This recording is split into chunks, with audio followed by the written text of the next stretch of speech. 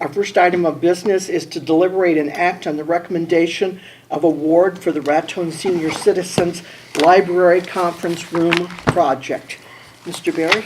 Mayor and Commission, we had anticipated doing some improvements inside the senior center with the residual funds that are left from the atrium reconstruction project. We had asked for price quotations from contractors, and we did receive two. They are generally within the available funds, and we were asking for approval of the commission to go forward with the work proposed by David Parker Builders, the low quotation at an amount of $20,200 plus tax. We do not anticipate doing the alternate work for additional roof because that would exceed the available funds. So that's simply our recommendation is a favorable vote of the commission for David Parker Builders, $20,200. Make a motion to accept. I'll second it. I have a motion and a second to accept the award for the Raton Senior Citizens Library Conference Room Project by David Parker Builders. All in favor say aye. Aye. Opposed?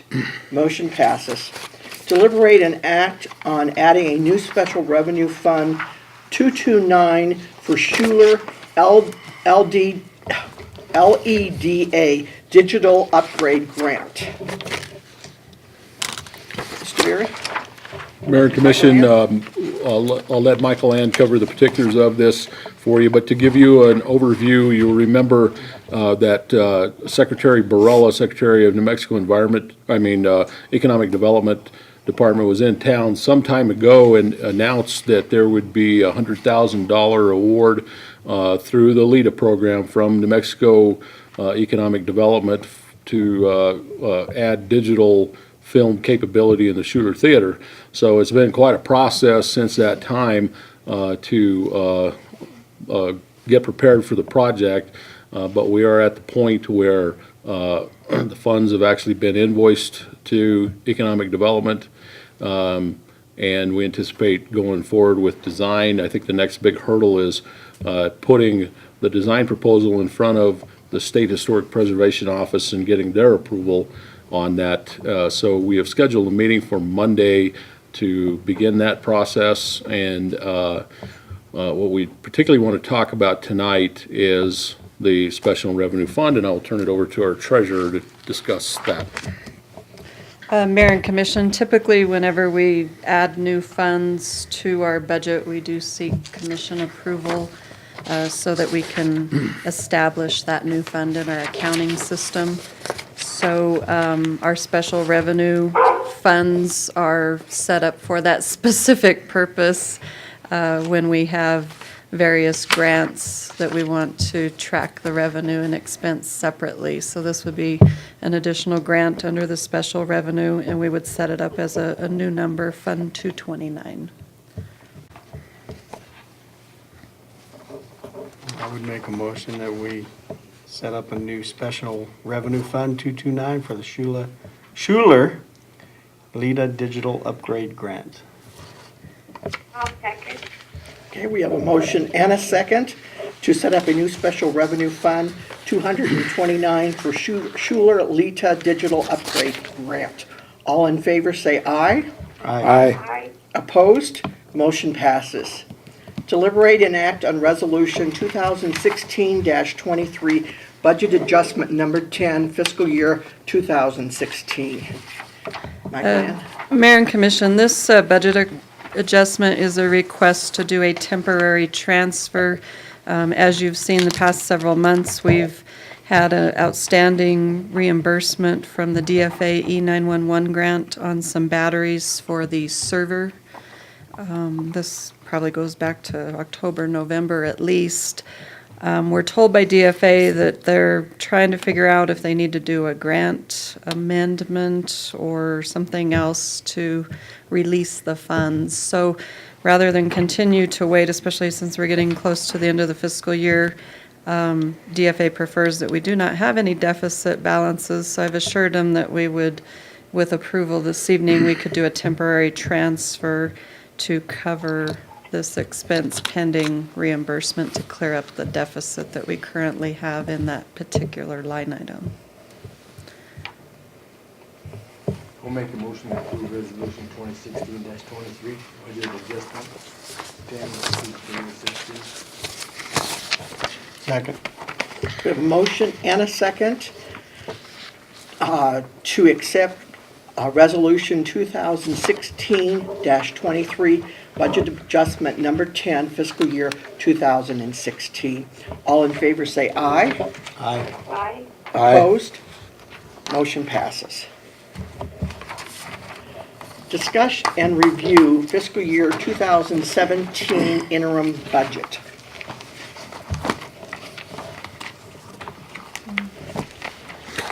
Well, start out, Mayor and Commission, a lot of work that you have in front of you by the treasurer and, of course, a tough environment in putting together a budget. And I'm going to let the treasurer talk about the specifics, and we're both available to answer any questions that you have. But generally, we were affected by a shortfall in some of the anticipated revenues in the current budget.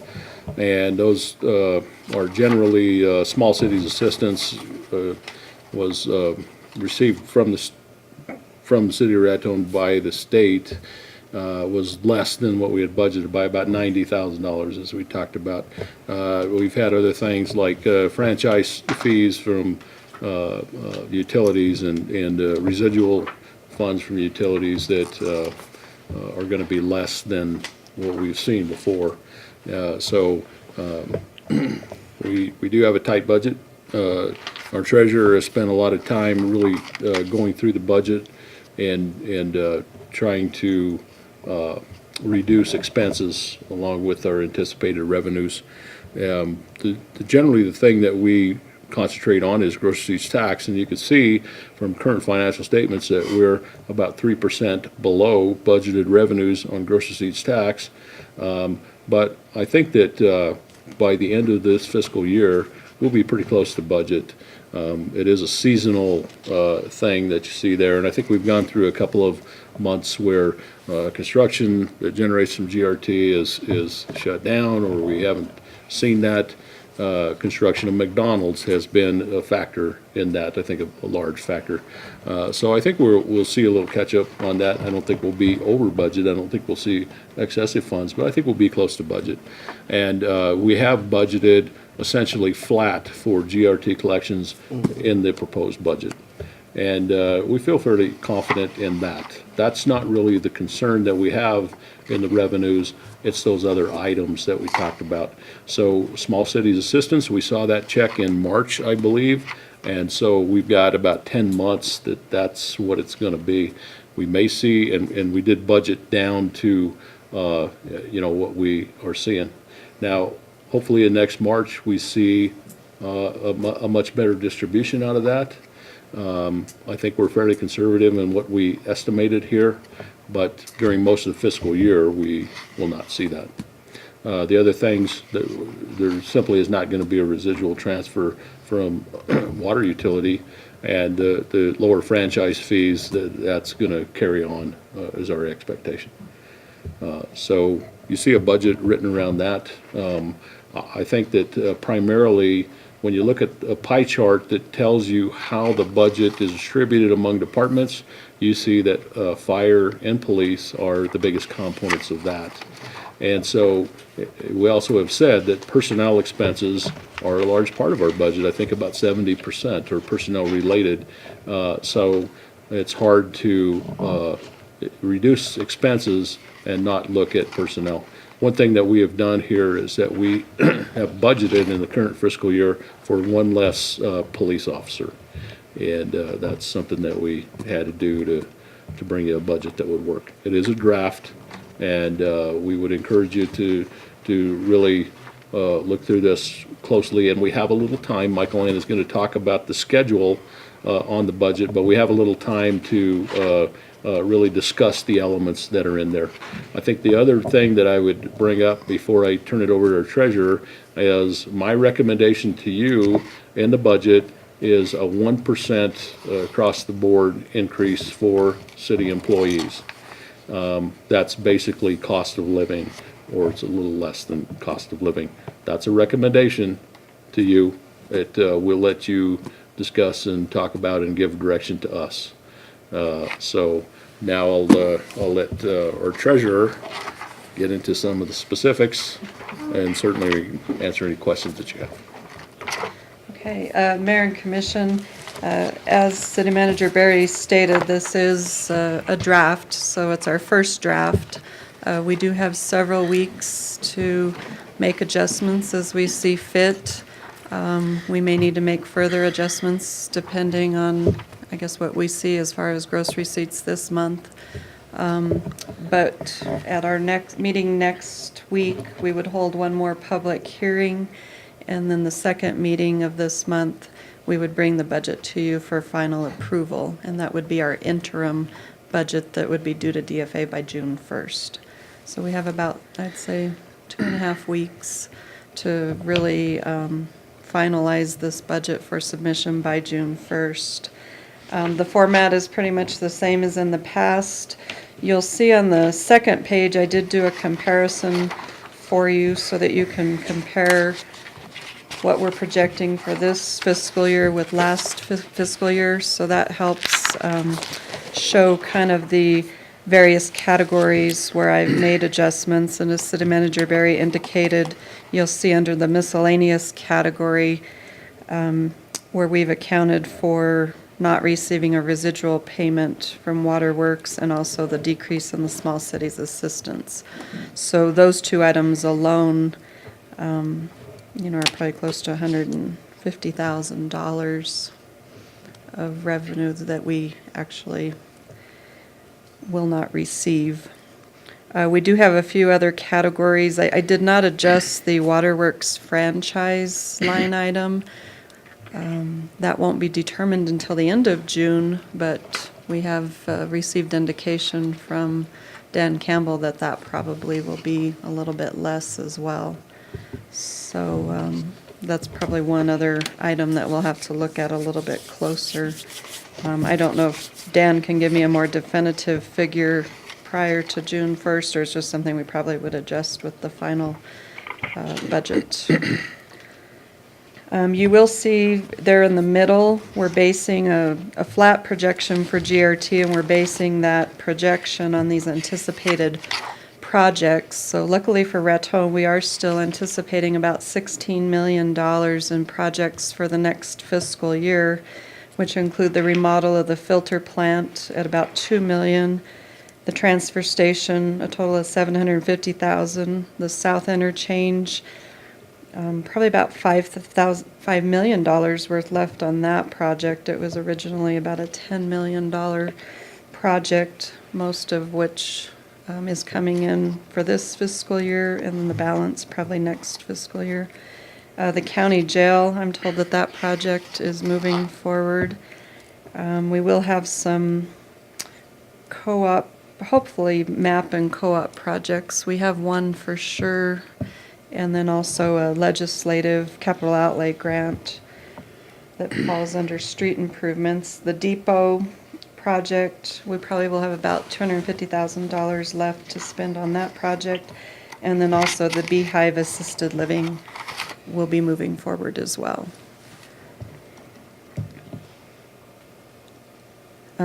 We have indicated that other than the loss of the dividend credit on our liability insurance, which is impacting us about not quite $21,000, that's another loss that we'll not be receiving in the next fiscal year.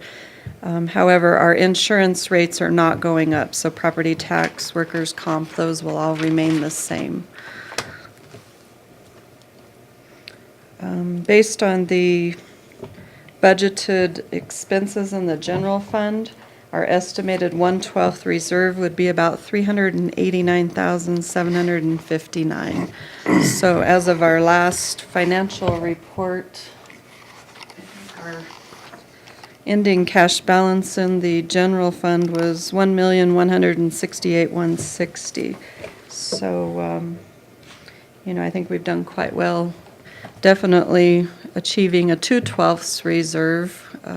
I know our ultimate goal would be 3/12. But I think we have a pretty good reserve balance for right now, which is always good when you're going into a difficult budget. Let's see what else we can, so then in the bottom of that page, you'll see our budgeted expense comparison, and that's by department. As City Manager Barry mentioned, we are budgeting a 1% pay increase for non-union employees. That does exclude probationary term and elected positions. As soon as the union contracts have been completed, you may see some adjustments in those salary schedules depending on the final outcome of those union negotiations. But we are projecting a 10% increase in health insurance costs. So that's kind of the other wild card that we probably will not have any definitive numbers until probably July. So there is still some uncertainty with that. Other than that, I just kind of gave you some descriptions on some of the changes with this year's budget compared to the prior fiscal year, and some of it may have been capital outlay expenses, like for the police dog. We don't hold an election for next year, so there's some savings there. And then we're also working with the municipal court to eliminate the T1 service, and they're going to try and do video arraignments via Skype, and that will save like $300 a month, I think, for a T1 line. So we're looking at different avenues to streamline some of our expenses as best as we can. At this point, do you have any questions about what we've gone over? As City Manager Barry mentioned, we do kind of represent the projected revenues and expenses to you in graph format, and so I think that's good to look at, because obviously you can see the biggest slice of the pie is gross receipts tax as far as revenues are concerned. So we do rely, that's a little over 60% of our operating budget is from gross receipts. And then with respect to our departmental budgets, you can see that public safety is the largest departmental expenses that we have in the city. Is there anything else you wanted to highlight there, Scott, or? Well, that is the broad brush overview, and I would say that the only reduction in staffing that we're talking about is a position in police that is not currently filled. That's not a reduction in force. That's a position that's not currently occupied. And we're not talking a furlough this year, so I know that's tough to go to. So I think that we're not, it's not much of a raise. We're trying to hold the line on expenses, but we're not really cutting services here. We're just trying to find places that we can save a little money here and a little money there. And we've had department head meetings where we've gone through this and explained, that revenues are down. I think it's going to affect us through the next fiscal year. It's hard to predict what happens beyond that, but I do think that it's really based on maybe some of this low severance atmosphere that came out of the legislature this year. Hopefully hopefully that corrected. I think a positive sign is, minerals, specifically oil, has gone up quite a bit since the legislature had adjourned. I think it was in the high 20s then, and I think it's about $50 now for a barrel of oil. So I think that helps the state's budget, which in turn helps us, just not right now. Right? So as you look through the budget, you'll see we do have, this draft does include our special revenue, capital outlay projects, our debt service, the enterprise fund, trust and agency, and our landfill assurance accounts. So you do have all of those budgets in your bound copy there. As far as projects, you will see that we have a couple airport projects coming up. I believe RFPs were due today for the fuel farm. Correct. And then we also, for fiscal year 17, have a trails grant. When we had our department head meeting today, we did visit with Jared Chatterley on that. So we're going to try and get those documents executed and hopefully be able to utilize those funds in this fiscal year. Now, that does have a match, as do the airport projects. So you will see the matching funds budgeted coming out of the general fund for those airport projects and also that trails grant. In addition, we still are transferring $60,000 out of the general fund to supplement the operations of the aquatics center, which is the same as it's been the last few years. We also, in the Fund 302, which is your aquatics center line item fund, you will see I went ahead and budgeted the additional $150,000 principal payment, but that will be subject to review. So come probably January, February, we'll kind of see where gross receipts are, and then the commission can make the decision to move forward with issuing the notification to NMFA, kind of like we did this year, the 45 days prior. But I did go ahead and put it in the budget, then that way when the time comes, we don't have to go through the process of doing a budget adjustment. So you can tell me if that's something that you want. I know, I think we wanted it that way this year and we waited, and I think it's just easier to put it in there. And then if for some reason we see a steep decline in gross receipts or something and we can't maybe do that amount, we could consider a lesser amount. But we will review that probably in January.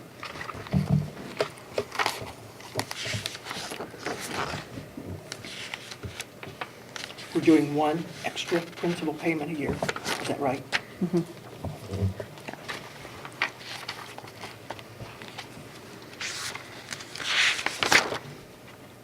And then other than that, as far as our debt service, we have 2 loans that we'll probably pay off this year. One will be the Welcome Center, because I believe there's enough money in the reserve to probably cover the fiscal year 18 payments. So essentially, we could pay that loan off this fiscal year, and then also the loan on the police vehicles. This will be the final year for that loan.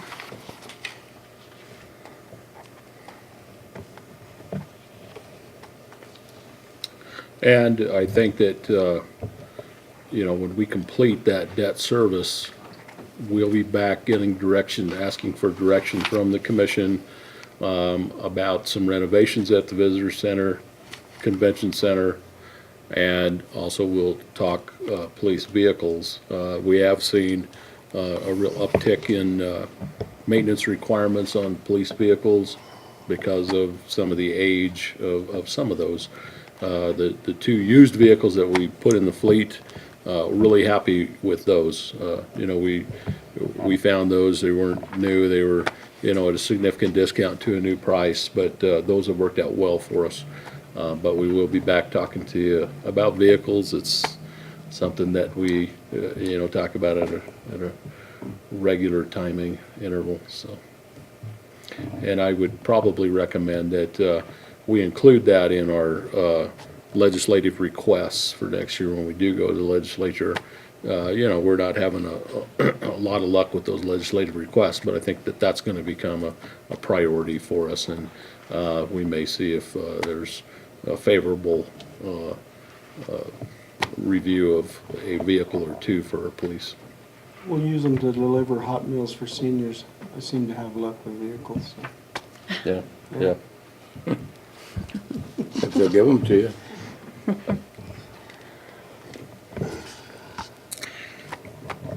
Well, I had only one question, and I already brought it to Michael Ann's thing. When I was going through the budget, and I saw that there was one item there that was all zeros on the swimming pool. And I became concerned. I said, did we give up the pool or what? But it was an old line item, so. Yeah. But she explained it. She explained it to me before. Yeah, years ago, we used to track Eddie Romero's department as Parks and Recreation as a separate department, but now it's all consolidated under Public Works.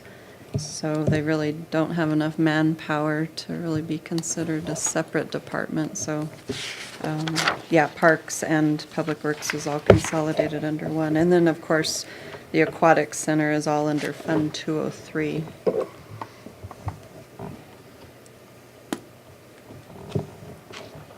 So really, I mean, that's about all I had to say about the draft. Well, I commend you for the work you've done, and Scott, Mr. Berry, the work you guys have done. I know I've seen Michael Ann down here at the wee hours of the morning, and we appreciate it as a commission. Well, if it's a good budget and you like it and it's okay with it, I'll take credit for it, but if there's a problem, we're gonna point finger at Michael. Okay. Michael Ann, under executive, under expenses, there's a line item for professional services, which was very high previously. It's for $8,000. Can you tell me what that is? That particular line item, let me find it. Which page are you Page on? 6. Everything's so small I can hardly read it. I know, I apologize. I was trying to save paper here. That's fine. I just need to bring a magnifying glass. Yeah, over the last few years, we've had various types of professional services. The last couple of years, this line item's pretty much just been for the fixed asset inventory, the annual. Is that what it's, the cost, anticipated cost is 8,000? Once we break it out between the three entities, it's probably closer to 4,000 apiece. I would have to pull that line item up to see what the additional items are in there. But it's for the fixed assets. Okay. And while we're, But I mean, I could get you That's fine. a detail of what we actually pay out of that line item. And then there's anticipated equipment for $5,500. That's kind of a carryover from this year's budget. We did request last year that we purchase or acquire this grant administration software. We never moved forward with the Okay. purchase, just because that was kind of one of those capital purchases that we thought we could delay. I think it would still be a good purchase, just because it would help streamline all of the paperwork and the administration, and it would be central so that Scott, Jason, myself, everybody working with those grant files, it'd be kind of like a database. And then when the auditors came, we could probably just download some of it to a jump drive, email files to them. I sat in on a couple webinars last year, and I was real impressed with the system. But like I said, we just never moved forward with the purchase, so that's what that is. So it keeps track of what the actual grant was, and then all the POs on the expenses, is that what it does? Just everything. Some of the information, we would probably be scanning it into the database. And so the complete grant file would be there. And then also, it helps like with reporting. You can set up all of your deadlines, when reports are due. So you'd kind of have a tickler system that's prompting you so that you don't miss important deadlines. But it also has another feature that helps you seek grant funding. So that comes with the package, and so if we were wanting to seek additional grant funds, we could just simply, I guess, log into this additional module and do searches for different types of funding that we're looking for. And so I thought that was kind of a nice feature too. And Michael Ann, in regard to the JJAC grant, we might review, what we're anticipating there, but that's Yeah. shown under, And going back to that 5,500, some of that money, I think, is also dedicated towards the implementation of us setting up debit card, credit cards, accepting those at our office for the utilities. So that's something that we're actually moving forward with and want to incorporate into this budget, some actual hard costs on what that's going to cost to implement. So Okay. I can have more of a report on that for you after we've No, I was looked just- into it further, but That's fine. that is, I don't have a problem with that. Under building maintenance, we're anticipating 15,000 for City Hall. What are we gonna do? let's see.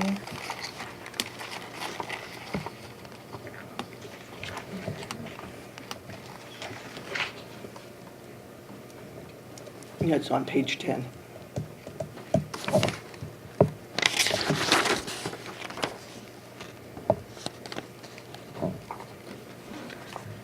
Well, what's interesting about that is we've probably spent under $5,000 this year on City Hall. I don't have any specific plans for the building other than what we discussed with possibly work that needs to be done to hook up the old generator as a backup power supply for our computer server, which I guess we kind of incorporated that into this year's budget, but we never have moved forward on that. So that's kind of a carryover as well. Don't really have any hard costs or estimates on that. It would just be a guess at this point. Okay. And But, I'm assuming under education building and senior citizens, that's just kind of incidental repair and maintenance, because it's 2,000, 1,500. Yeah, the education building, we currently are paying some utilities on that building, but I anticipate as we probably get some MOUs and leases in place, maybe with other organizations, we probably won't be paying the utilities. Well, this isn't utility, this is repair and maintenance. It all gets paid out of that line item. Oh, I see. Yeah, so that does have utilities included, and not for the senior center, though. That is because they pay their own utilities. That one is strictly just upkeep and maintenance on the building. Okay. Education building, I think we're still not real sure how we're proceeding with that yet, are we, Scott? I think we have some meetings set up in the next couple of weeks that, some education programs are out there. The Education Foundation and Raton did, purchase new computer equipment and set up the computer lab, really brought that up to date. And, I think that they're set on some programming to go forward. So I think we're pretty close on that. We're working on that. Well, I think when we're talking about buildings and you're looking at this list, you see the community center. And community center is something that we'd like to spend a little more time talking to the commission about. And at some point in the past, the city did take proposals for someone to purchase the community center. And that may be an option for us now. We may look at that. Repairs by the city are really not practical. And another option would be just enter into the demolition of the community center. So I think that we want to talk about that, and I'm not sure when we bring that to the commission or when that happens. It doesn't look bad from the outside, but the building does have some pretty significant problems. So as far as taking proposals for somebody to look at it, it's not, it doesn't have a lot of value right now. It could be repaired, but demo of the building would also be an option. Coors Building, you see on the list, Coors Building is actually a pretty serviceable building and in decent shape, but leaving a building unoccupied and really putting nothing into the maintenance of it will wind up like the community center again if we don't really pay attention to that building. Luckily, at some point, the building was re-roofed, and now that's probably been more than 20 years, so it's not, we're probably at that age. But again, we'll talk about and get direction from the commission on what you'd like to see on the Coors Building. Occupying that for an economic development purpose, of course, would probably be ideal, and maybe we can brainstorm that and see what we can come up with. And then the other things are fairly straightforward. But those two buildings, Coors Building and Community Center, definitely, I think we want to come to the commission and get some guidance from you on those. Is there still, at one time there was talk that someone wanted to buy the Coors Building. There Is that have still- been several parties approached the city and asked, would we sell the Coors Building? We have responded by saying there's a process to doing that, a competitive process. But yes, there are parties that have approached us about that. So it's still on? Yes. It's still Yes. viable? And recently, there's been interest in that.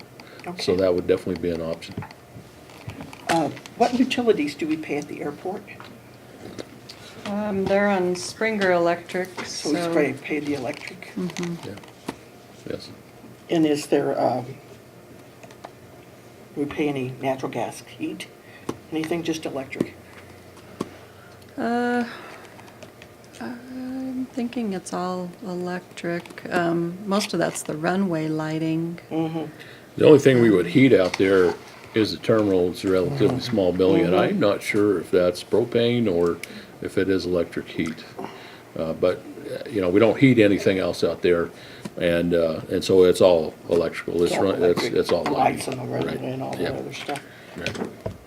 And actually, if you look at that line item, you'll see, so a couple of years ago, the Yeah, it was costs really 26,000. Yeah. escalated, and so we knew we had a problem, but it wasn't until RPS actually went out there and they were doing some work and they found some lines buried that were cut. Oh, okay. And so that finally solved the mystery of why the utilities were skyrocketing. So it was a relief to finally get that fixed because immediately Oh, yeah, it's almost half. yeah, so.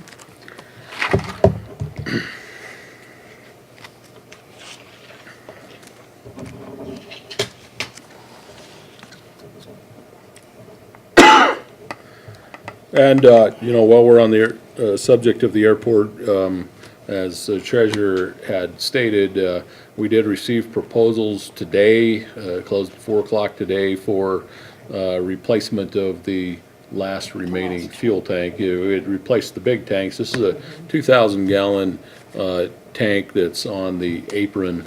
And so we've got the proposals in there. We received a couple of proposals. We'll do the evaluation of those, discuss those with state aviation, and then bring a recommendation to the commission and try to proceed as quickly as we can into that project. And then the other project that we're talking about is something of a gate at the entrance road. That's to keep the wildlife out, Right. and we have an ongoing problem with wildlife. We have a great wildlife fence, but they're walking right in through the gate, so. We'll bring that to the commission also. It's a little behind the tank. We'll proceed with the tank, and I'll be working on the gate bid package out of our office. Okay. Look at this. The things in here that are on where the revenues are less than the expenses, I assume you're budgeting the beginning balance? Which one specifically are you? It's some of it's the fire. Yeah, you'll see on the very first page, we kind of have established what our projected beginning cash balances will be. Where you just have to go back to that. Yeah. Wish the program so- would lets you budget the beginning balances. Yeah, no, it It makes doesn't. life a lot easier. But yeah, in order to spend the reserve funds, yeah, you're gonna have to take into account the beginning balances. Right. So typically in a budget, we try to show that we're spending the full amount of the grants. And so, yeah, I factor in the beginning balance so that your ending cash balance as of the end of fiscal year will be 0. Right. Now, there are a few grants, if there is any carryover, we do have to seek prior approval, like for the Law Enforcement Protection Fund. We do submit to them if there's gonna be carryover to get approval. So, Yeah. but most of them require that they be spent by June 30. And then, I don't know what kind of controls we have at the swimming pool, but if the concession stands are making 14,000, it's costing us 10,000, that's only a $4,000 profit. In years past, at least when my kids worked at the swimming pool, it was much greater than that. So I don't know if we need some more controls or if these figures aren't exactly accurate or what. Year to date, it even looks worse. Yeah, because It's the only year-to-date. 1,000 something. Year-to-date figures are there. Let's see. I don't know if revenues are down from what we saw at the old pool, if the revenues were much greater at the old pool, but I do know that operational costs are much higher at the current facility, than they were at the old facility. Just a completely different environment there where, we basically operated that off of completely seasonal employees and then just winterized it and left it. And of course, now, we have a year-round operation, and so I don't know about the revenue side of it, specifically the concessions, but expenses are just a different Well, it world, just- much higher. It just seems disproportionate. Well, And that's the only reason I bring it up. if you look at the current year figures, it's showing the revenues but then again, some of that is, I know Jared just put in an order, probably got a couple POs from Pepsi, Sawoya's. So if he, at the end of the third quarter, if he just put in his order, I mean, he Right. has yet to sell those products yet, or Exactly. those You have them items. in So, inventory. yeah, so that does look a little odd, but I know he just did purchase inventory, so that's probably included in that figure through the end of March as far as the expense side of it. I don't know, we probably should look at what he sells items for. I have no idea what his markup is. Well, I know, It like, can't be much. the movie theater, that's where they make their money. That's where is the swimming pool makes its money, too. concessions. So, and sometimes I guess you have to buy some of the cheaper items to make any money. I'm sure the candy bars, the chips, the price range probably varies greatly depending on what you're buying. So some things are gonna have a higher profit margin than others. Oh, sure. So, It's just something, I'm just bringing it to your attention. I think it's something that does need to be looked at. Do they bring the daily receipts from the swimming pool for concessions every day to the city office, or are they keep it over there? No, Jared brings in the money and he has a report that breaks it out as far as concessions, gate. Okay. That kind of stuff. Admission, parties. I mean, he has several different things that he collects revenue for. We'll definitely look into that and It's report just, back to yeah, the it's just commission. something, Right. I just think it's something we need to look at. Yep.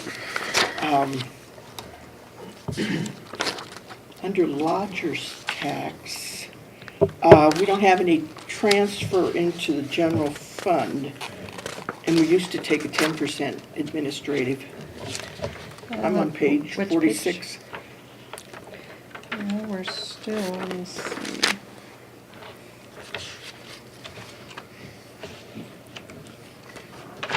Okay, Page 46. So the 204, you'd actually see the transfers out of the 205. So if you go to page 50. So what we do is we collect all of the lodger's tax that goes into the Fund 204, and then we do a transfer every month to transfer the 60% into the Yeah, non-promotional. and here's your 23,000. And That's what I so was you'll looking for. see, under transfers out to the general fund, we transfer $32,000 a year. That's the 10% for Main Street. And then we're also transferring out the debt service for the Welcome Center. Okay, that answers that question. Scott, did you want to talk about lodger's tax at all, or? Well, we have a couple of requests from local organizations. We have three, actually. I've only got one for you tonight. We're still waiting on a written request from the other ones. And we give that to you for your evaluation. And of course, you know, lodger's tax, we follow the statute on that. So this document that we've handed out is intended to provide some guidance to you about the limitations that the statute places on us. And you know, generally, we're talking about there are funds for promotional and there are funds for non-promotional uses. And so we'll bring you some additional requests. We're gonna have to discuss that and come up with some conclusion on that. But this is a little information that can give you a head start on that. And we'll talk about that a little more at the next workshop. But there are a couple more requests for lodger's tax that I believe are non-promotional that are coming to the commission. So we'll get that together for you. Was that the museum? Museum and Yeah. Main Street is asking for an increase, Okay. right? And then Well, they- Arts and Humanities, is that the one you gave? That's You have the one arts we and have, is humanities arts and there, humanities. correct. Yeah, we've had this problem in the past. What, I don't know where I'm looking. City promotional expenses, there's $50,000, if I'm reading across correctly, in that. No, there's no money in that. Sorry. Be in the contingency. See, and I don't know that they'd want to pay this other stuff out of their contingency fund or not.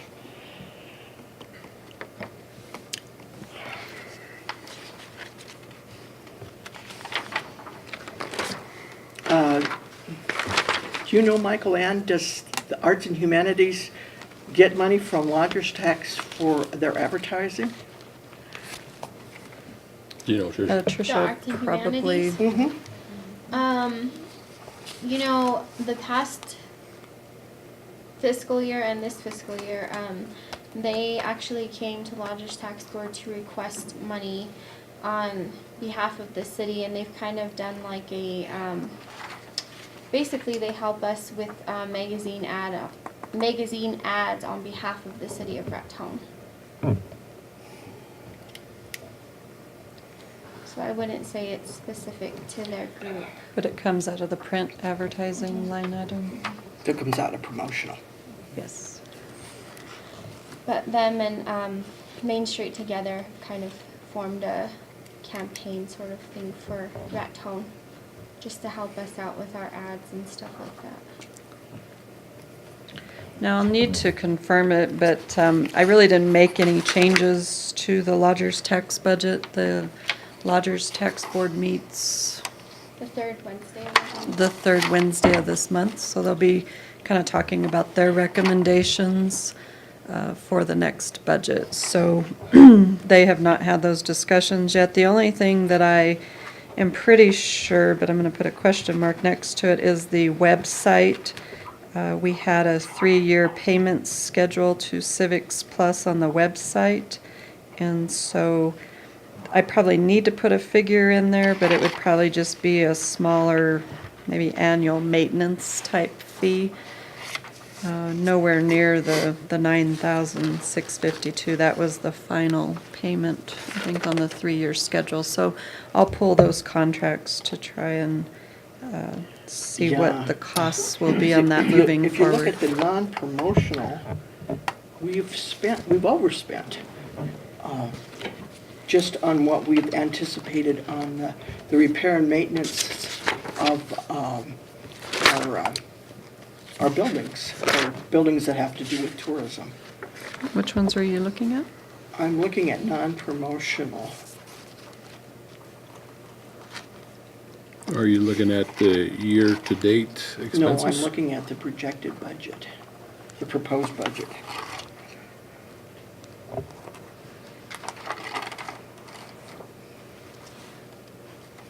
Which one did you see that was overspent? Well, the total is overspent by 17,000.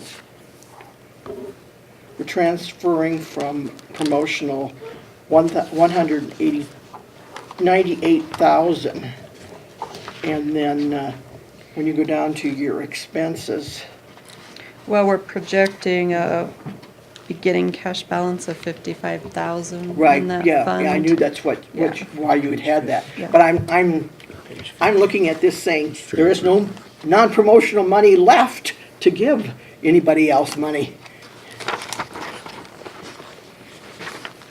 Well, that's the question is, non-promotional, typically, we look at that as maintenance of these buildings. In past years with the Wells Fargo building, we put a big effort into that, and I think we're in good shape on that. As far as the convention center or some of the other tourism-related buildings, we did talk about the retirement of the debt and maybe coming back and looking at priorities on those. I think we need to do a little due diligence, but we would plan on going through this year with our maintenance budget. But you are gonna get those requests, and yes, we would have to make some adjustments to Yes. consider that. I think it was 2 years ago, we told people, do not count on or look for money from the city to fund your operation. You've got to fund your operation. You've got to be standalone. Right, and that would be again, coming to the commission for your consensus on those requests, and I wished we had some money we could give them, but Yeah. boy, I don't know. So if the commission was to consider, based on what we've projected here, we're projecting a $55,000 beginning cash balance, and the expenses that you see for the Fund 205, revenues and expense, leaving a estimated ending cash balance of $37,922. So I mean, Right. there would be a little bit of money there if you so choose to allocate some, but. If everything goes as, if collections are on budget as well, Yeah. as a projection of revenues. Page 25, fine arts insurance, does that cover pictures and stuff in the library and stuff like that, or what? Yeah, we are required by the federal government for the WPA art that we have. We do have to insure those works of art. So there's a large portion of the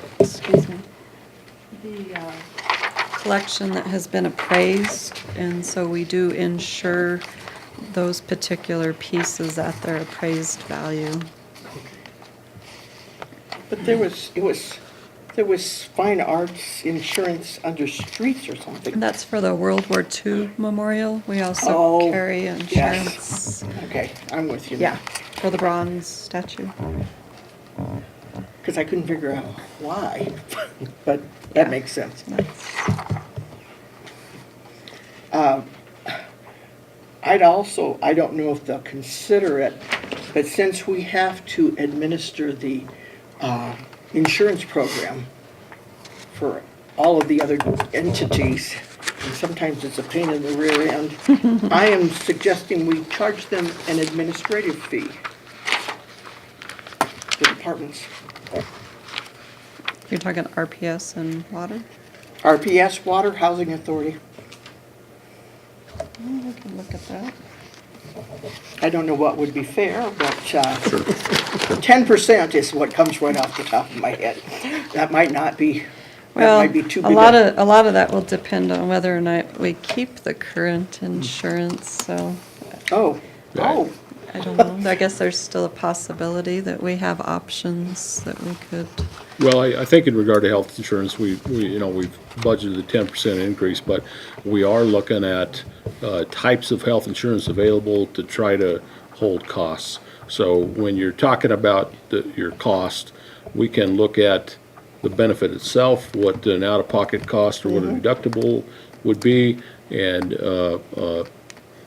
make adjustments in that plan. And you'll remember last year we increased the deductible to try to Hold it down. costs down. But there is a proposal that we'll find more information on about a partially self-funded wellness program, if you will. And we would have to make the decision whether that is particularly well-suited to our situation and our workforce. The proposal that we expect to get will come from Cigna Insurance, and we're told that the city of Santa Fe has adopted that. And if that all works well, that could save money.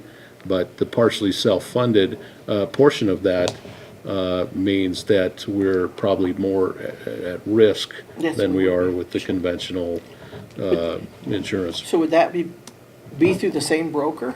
It would be, it's the same broker that's bringing us the proposal. We could, and another option that's come up is to go look at going back to the state plan. And so We haven't been out of it long enough, have I we? think we've been out 3 years now, and Oh, I 3 think there years is would be an the limit. option coming up to go back, but what's associated with that, I'm not sure. I think the concern is in some of the ACH rules is provisions on age banding, which might get much more expensive for us, and that's part of the analysis as well. Now, in our evaluating this, and we did talk to some people that gave us a little bit of objective information, something for you to think about is other organizations have actually paid some outside consultant, if you will, to negotiate insurance rates. That's not something that we have really Yeah. we done in the talked about past that. or even knew that was an option for us, but reportedly, you can do much better if you can negotiate Yeah, if you those. can So, negotiate. if we look at that, and that's something we'll get more information for you on, there would be a little upfront cost, but we might see significant savings by doing that, so. Okay, when do we have to have a contract in place with somebody for continued coverage Our plan year begins September in 1st. September, so we have a little bit of time? Yeah, my big problem with the broker, I don't know if it's a broker or the insurance, is that they won't break anything out, so we have to break everything out. That's why I'm suggesting an administrative fee. And we will definitely give you an option for that, yeah. Do we, are we like 80/20 with our employees? Is that what our plan is? We are Yes. 80/20, 80/20. and, We are Have we ever 80/20. considered 50/50? well, we have to, State dictates that, Oh, that Well- 80/20. well, that's no fair. the momentum is towards that, and I think municipalities Well, I've heard have talk of it, yeah. gone in the direction of maybe 70/30. We have 80/20 written into, I believe, all of our union contracts now Contracts. during the term of Right. the contract, but the direction is to greater share by the employee. I thought it was mandated by the state, There, 80/20. I don't know that it is mandated, but I understand that there are some municipalities or public agencies going to a 70/30. I don't know if it's a mandate, like MCMC, theirs is based on your pay. So the higher paid individuals, It's a it's more different like a percentage. 60-40 split at the hospital. Yeah, it has to be less. like a You pay less graduated, yeah. For your highly compensated. But for local public bodies, I do not know. Because I've been screaming about this ever since I came on the commission, and I was told it was mandated by the state. Well, and there again, maybe, the environment is changing pretty rapidly, and I don't know that would not be worth a little investment to get some objective, professional review of where we're at and what our options are and what is required in this law that very few people really understand. Now, our Yeah. dental and vision is 50/50, so it's just the health insurance is 80/20. Yeah, and some agents have gone, I'm hoping we don't have to do this, to only insuring the employed person. Right, right, right. That's it. Yeah, it would be tough on people with families. Yes. But if you're looking at equality, the guy that's over here that's single is not getting the benefit that the guy over here with the family is getting. Well, and this is where we do look for direction from the commission. That's tough, And one tough. suggestion I might make to you is that we bring more information and answer some of these questions. I'm certainly not an expert Oh, I'm in that terrible at area, insurance. and we've tried to call on staff, but there are a lot of unanswered questions on our part as well. So it's not clear to us, but if you would entertain that, we could look at where can we go for good, reliable information. So, and as you'll recall, last year, the one change that we made was we did raise the deductible from 500 to 750. So, Make it happen. They did, they raised it. No, I was saying make it happen that he finds some good advisors Oh, about yeah. this. Yes. Because the talk with the aging, I know, last year was going to more like a 60-40 split. Well, that seems to be the direction, and from a statutory standpoint, I'm not really sure. I mean, we need to know. We I need to just find heard- out. That's what I was told. And that Because I just could was be- going, holy cow. Right. Who can afford to do this? yeah, Correct. it's quite expensive. Yeah, that's It why may- we had to drop it, so. It may be for certain You dropped employers. insurance, period, or what? For my employees at the Uh-huh. center, yeah. Oh, We see, don't provide health insurance. see, anymore. that's sad when you have to Yeah. do that. Yeah, it is. It's disgusting, but we had to. I mean, my premium went up almost $18,000. Oh, I know what mine Well, and went just up. so you know, a 10% increase in our premium is gonna cost about $50,000. So it's, pretty significant amount. So we really hope that it comes in less than 10.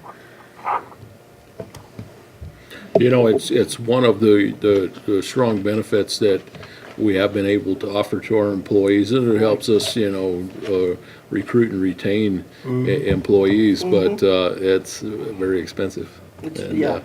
I think we're at the point where we really need facts from somebody who does understand the rules that are out there, the options, what various things mean, and is objective to us. Because we get information that we sometimes are not sure, that we're getting the whole picture, and it's objective, so. That sounds like a very good idea to me. Yep. Okay, on page 72, for the landfill closure expense, we're budgeting $100,000. And we only spent $434.08 so far this fiscal year. So what's happening? Mayor and Commission, what we anticipate during the year, as we had talked about at the last meeting, is that we would get approval from the Environment Department to proceed with our closure plan, which generally consists of placement of some barrier soil on the 24-acre site. The barrier soil is an 18-inch layer of soil that is impermeable or impermeable enough to prevent surface water from percolating down to the cells, because that creates leachate. There's a requirement for us to place that 18 inches. We have placed it on maybe 70% of the landfill. Not with the $400, but through the operation of the landfill. Jason's up there with a shovel. Good job, Jason. And part of the issue so far has been finding a source of borrow that would meet the permeability standard. Right. So we did some evaluation, we had received cost proposals from some of the neighboring properties for barrier soil and topsoil. We did some sampling and testing, and the testing result was not particularly favorable to meeting the regulations. So the soil that we have tested that does meet the regulation is on our transfer site, our 10-acre transfer site.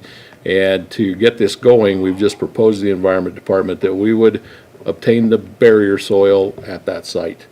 Topsoil is the greater volume, and I think we need about 40,000 cubic yards of topsoil, and we would go off-site to get that. And so both of those items are included in the $100,000. And in addition, we would have to probably place in some spots some additional soil just to meet the grading plan. So that's what we're proposing. We're proposing to start this work as soon as we get through bidding procedures for the earth mover. And so we are working with Gordon Environmental to get that package out now. And we have some questions from them that we need to answer about going forward. But we'd like to get that in front of the commission as soon as possible and do the work. How much is the topsoil? How deep? Topsoil is a 6-inch layer. It's just a 6-inch? Yeah, that's to establish vegetation. And so reseeding the site, the entire site would also be in there, plus reseeding the borrow site. So they anticipate, so the water goes down the 6 inches and then it runs off? Well, the topsoil is rather clayey too, and you'd like some moisture there for your re-veg to be successful.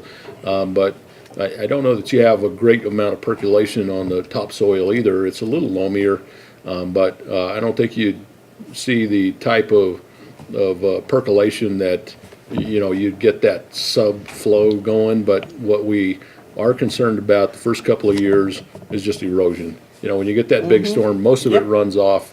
Mr. Giacomo sees this every day at the coal mine. This is years after the closure of the mine, and you're still reseeding areas and you're still fixing erosion. And we're going to see that at the landfill as well. So in the long term, over the 30-year term, we're testing groundwater, we're testing for methane, we're fixing erosion, and we're coming back and repairing those areas. We're maintaining fences, those kind of activities. But the erosion is definitely going to be a factor. Okay, all right. So it's $100,000 worth of dirt, basically. Well, and we want to see a competitive process and get bids in, and we hope that we can, do the work that we need to do within that budget, but that remains to be seen.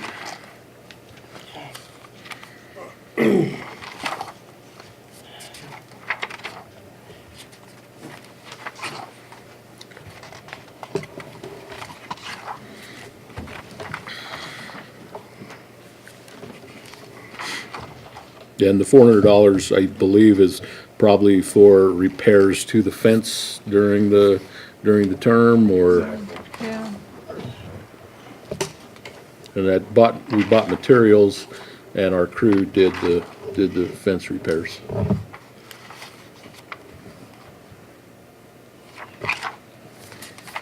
Well, I'm looking for yellows, but I know I had some more.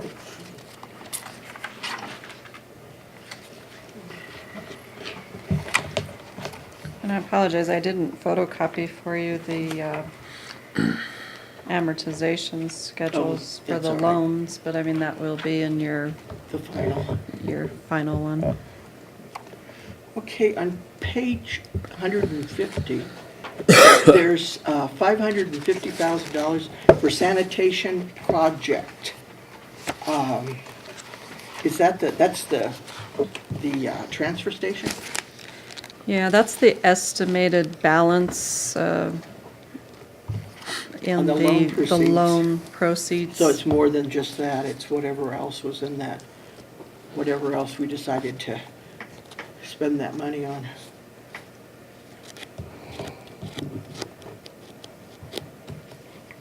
'cause I think. Yeah, there's currently the loan balance right now, what did I tell you, Jason, was closer to like 750,000 right now. But after we purchase the dumpsters, the matching funds Right. for the game and fish grant are coming out of this. So we just kind of estimated 550,000 of the Okay. loan proceeds left for next year. Because I was thinking, I don't know what I was thinking. I was thinking there was another page that actually had the transfer station in it, but maybe I'm crazy. Well, and generally, our thinking is that we'll plan on about $500,000 expense out of that, out of the loan proceeds for transfer station. The Environment Department will fund another 250,000, 225 grant in the 25 loan, which we're working on with them. And there is some contingency of the 50 that you see there for two things. Expenses on the transfer station, because we think we will be underfunded on the transfer station. And then secondly, transportation costs related to these new dumpsters, these bear-proof dumpsters. So the 50 is kind of a contingency there. We want to get the delivery of these dumpsters going and see, what kind of cost that is for just the transportation part. But whatever we have there, we're going to have a need at the transfer station. We think $1 million would be a lot more comfortable figure to build the transfer station, but we're going to take what we have and we're going to build what we can with it. And I think what I'll do is on page 72, if you go back to the environmental fund, probably what I should do is move the legislative grant, the 225,000, and then 25,000 of that is a loan. And that was the one that, at our last commission meeting, that Mr. Phillips was telling you about, the funds that we're going to receive. I should probably move those to this 313 fund under the sanitation project. So then we would have the balance of the loan funds plus the 225 from the state for the legislative grant, and then the additional 25,000, the bond proceeds. And put it all under Fund 313, so I probably will do that. Okay. So now we're servicing the existing debt, correct me if I'm wrong, through enterprise funds. Right. And probably the 25 also Would be is the same. enterprise funds, correct? We may Yeah. have the option of the environmental GRT, but Right, there's some there. And I mean, there'll be some additional setup once we get those agreements and figure out if there's, what did you say the percent was? There's interest and admin fees, There's a or? little interest in admin fee, So- but it's basically a $1,500 a year increment. I would kind of like to look at what the prepayment possibility is and get rid of the 25 almost immediately if possible. and I'm guessing that prepayment would be a 3-year minimum deal. That's likely what we'll see, but, On page 200, we normally, or we have in the past, I should say, out of solid waste enterprise fund, we move $100,000 to the general fund for the street repair and maintenance. There's $141,673 this proposed budget. Can you tell me what the extra money's for? There should be some notes there. Is there some notes? yeah, right below. 14,000. If you look under see. the, 5% of the AP clerk, payroll clerk, and treasurer Oh, okay, salaries. all right. yeah. Okay, so thank you. that's the breakout on that. Yeah, and if you look at that way, other enterprise funds have a pretty significant office staff and Right, administrative right, there's no- expense. I don't have a problem with it. And we lean on them, we utilize them for a lot of that. But we have, for our solid waste ratepayers, a pretty small administrative cost. And then what is sanitation D? It says transfer out, sanitation D. It's DS, debt service. Oh, that's the It debt just service, said okay, there's all right, not enough. that makes sense. Yeah. So, we haven't expended about $250,000 out of our $1 million loan. We've seen the debt service on that over the last couple of years. Okay. I think my only other proposal would be that we do not give clothing allowance to anyone except the people that have to wear special uniforms. Like if they have to have steel-toed boots, or, you know, the police have to have a uniform, fire has to have a uniform. I understand solid waste, they wear a special T-shirt or something. Anyway, my savings on that would be $6,900, not counting the FICA and FICA Medicare match. So that's my only other, Madam Mayor, if I may speak to that. Sure you can. You know, the clothing allowance for managers, particularly in my department, the union has, I believe, a higher clothing allowance. They're required to wear steel-toed shoes, you're supposed to have boots, cold weather gear. Difference in pay between my managers and my union guys is pretty unsubstantial. I'd be fine with giving it up myself, but, you know, it's a tough pill to swallow. I mean, at the same time, those folks are getting 1% raises instead of 2%. You know, it's kind of a slap in the face, I think, to take away the clothing allowance from them when, you know, it seems like we've catered to the union in that regard. And I kind of ride for the managers more. They're more valuable to me, quite frankly, on a day-to-day basis. I'd be fine with giving mine up, but I would argue for their benefit at least to have those, because they are required to have the same gear on. They work side by side with the people. well, if they're required to have the same gear, they should get the clothing allowance. I don't have a problem with that. But when you're wearing just street clothes you have to have anyway, then I don't think we should be giving clothing allowance. That's just my opinion. And I don't, before, on the swimming pool, all the lifeguards got a clothing allowance because they had a required uniform. Now there is no clothing We allowance there. purchase the uniforms for them, so it's not an allowance where they go out and purchase them. It's provided to It's- them. Okay, but they used to get a clothing allowance too. And I was told because they had a required uniform that they had to wear. But I don't see why we're giving Jared a clothing allowance and nobody else. I mean, I'm just speaking off the cuff. And, you know, that's where we take the input from the commission on those. I mean, you give us the directive Yeah, well, on that, yeah, absolutely. and the library, that's not special clothing. In the police department, the secretary and the clerk, that's not special clothing. And in the court clerk for the judge, that's not special clothing. And neither's anybody in the executive position. So that's my input.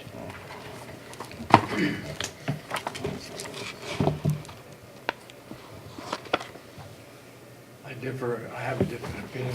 I think if we want to present a good-looking employee, we need help them out. We don't present a good-looking employee. Well, That's the maybe problem. we need to look at that.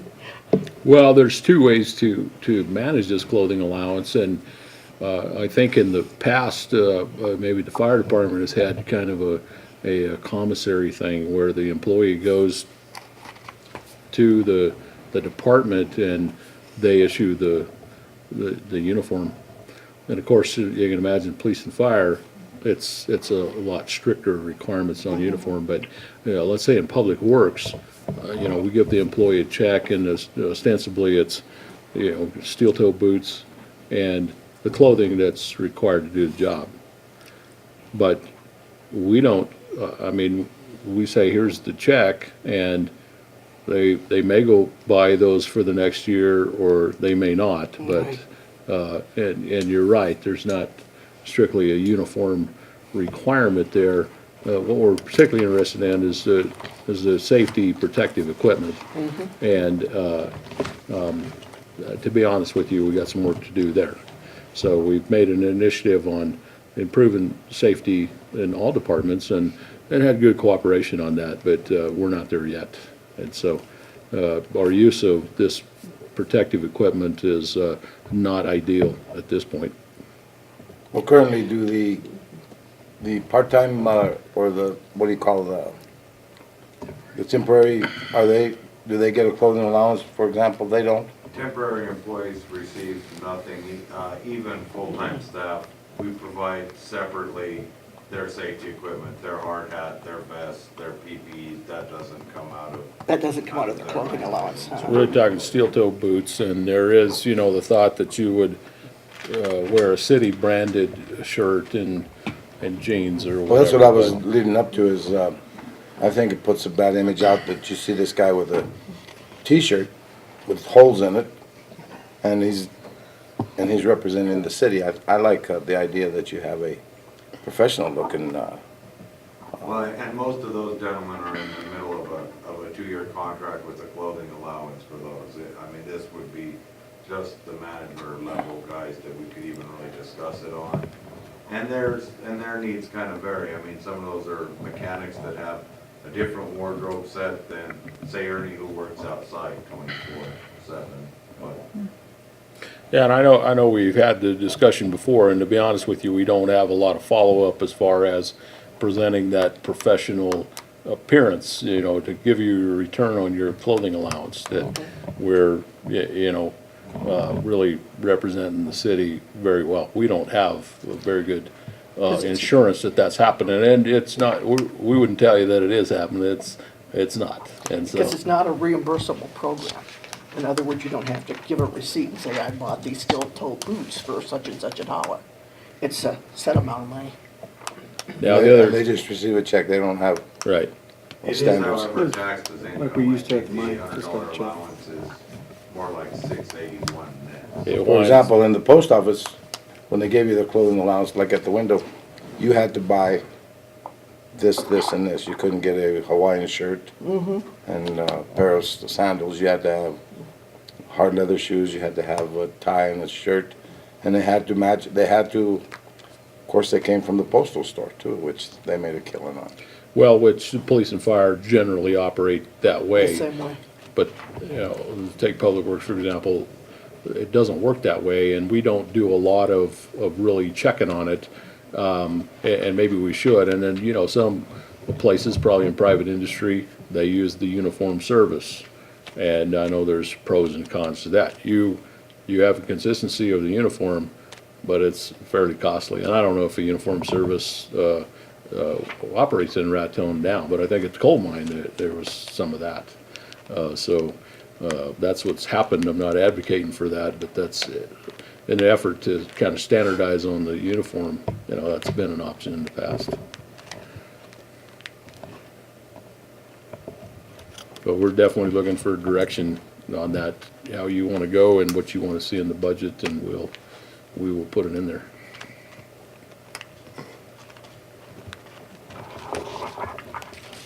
Legitimate comments, I would say. I don't think it's unreasonable to go to a receipt voucher, like, as opposed to, just a check, but I would hate to see, not providing, some uniform assistance there, because I think Commissioner Chavez is right. We may end up with, some pretty sloppy type of people if we don't provide some of that.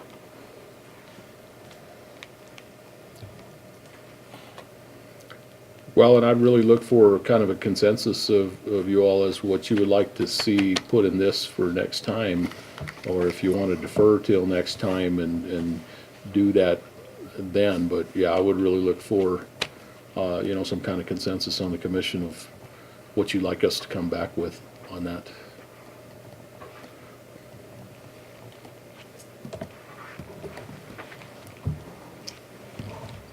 Think about it and come back next time. Okay. Okay. Yeah, it's a legitimate discussion, and yeah, we would just look for, your direction on that.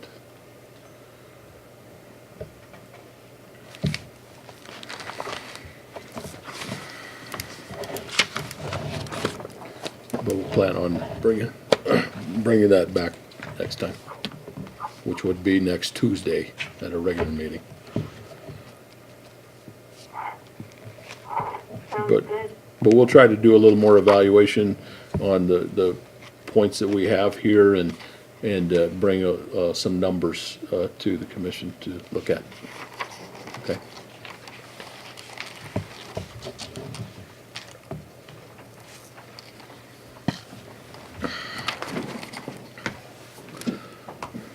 So on 199, landfill, it says landfill TRU, what's that? It stands for the Landfill Trust.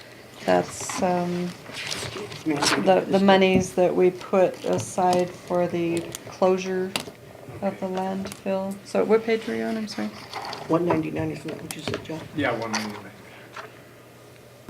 199. So we transfer $4,200 a month into this, it's a restricted cash account, which we call our landfill trust financial assurance account.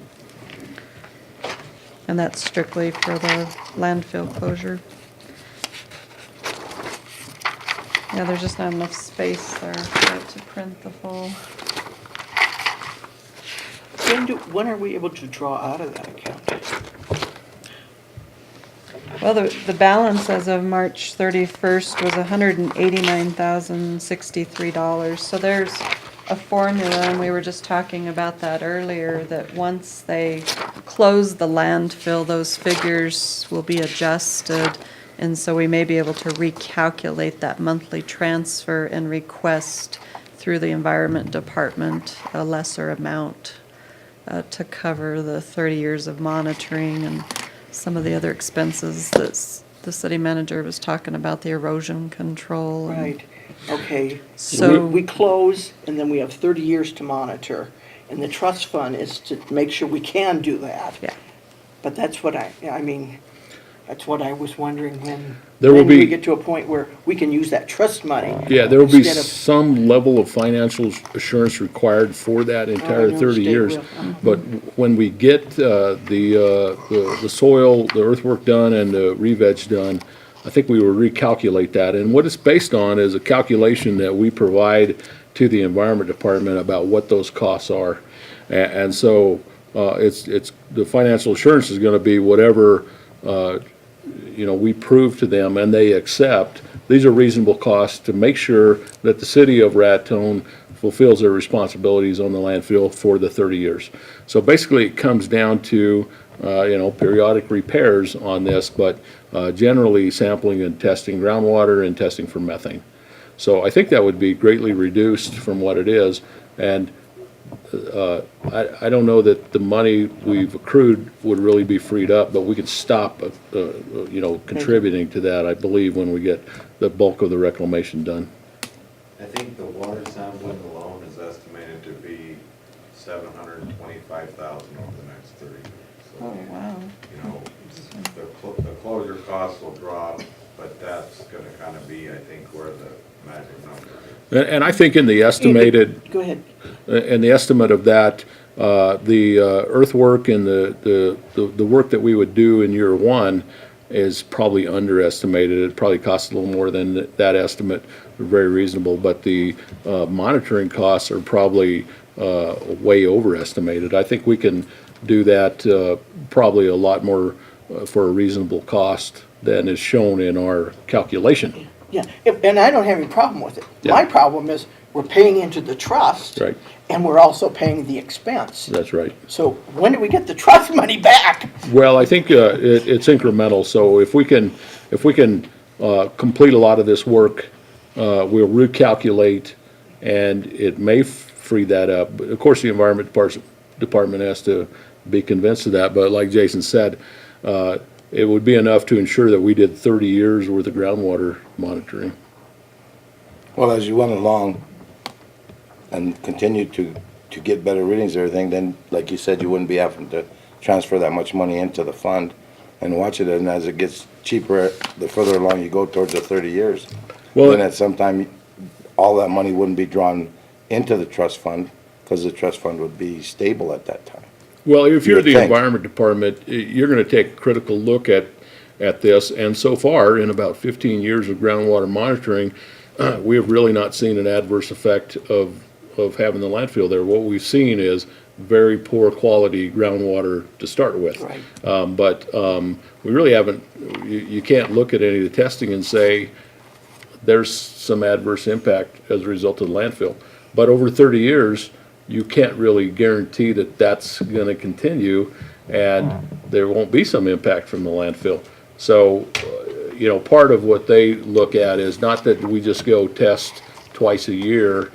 If they start seeing an impact, they may require us to test quarterly or more frequently. They may come at us and add us, require us to add additional monitoring wells and test those.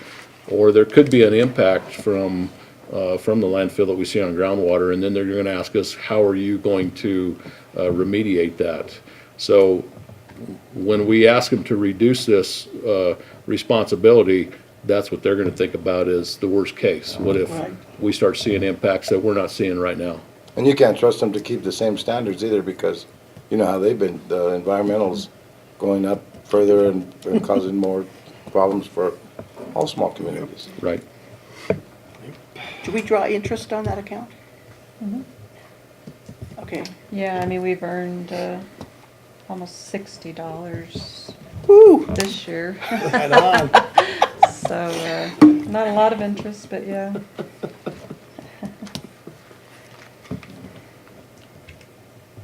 So, I mean, I guess at some point, I mean, obviously CDs, the return on those is pretty low too. real bad, But yes. we may have to look at investing the money in Yeah, a they're few investing all that CDs to earn a little bit more interest income there.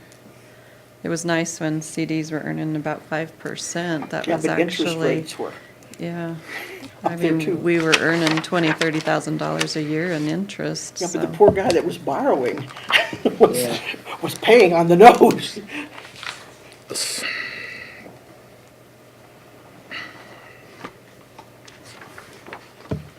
I have no more questions for you, Michael Ann. Okay, well, if anything does come up between now and our next meeting, I mean, you're more than welcome to call me or come in and we can review it one-on-one, whatever you'd like. I would tell the commission too, you know, any questions to myself, Michael Ann, but if you would like to talk to any department head specifically, you know, if we can facilitate that, or if you just see them and you want to ask them questions about their operation, they're certainly available to you. Good. All right. Thank you. I know I'll have questions when I get back. Is there any other business to come before this body? Seeing none, meeting adjourned.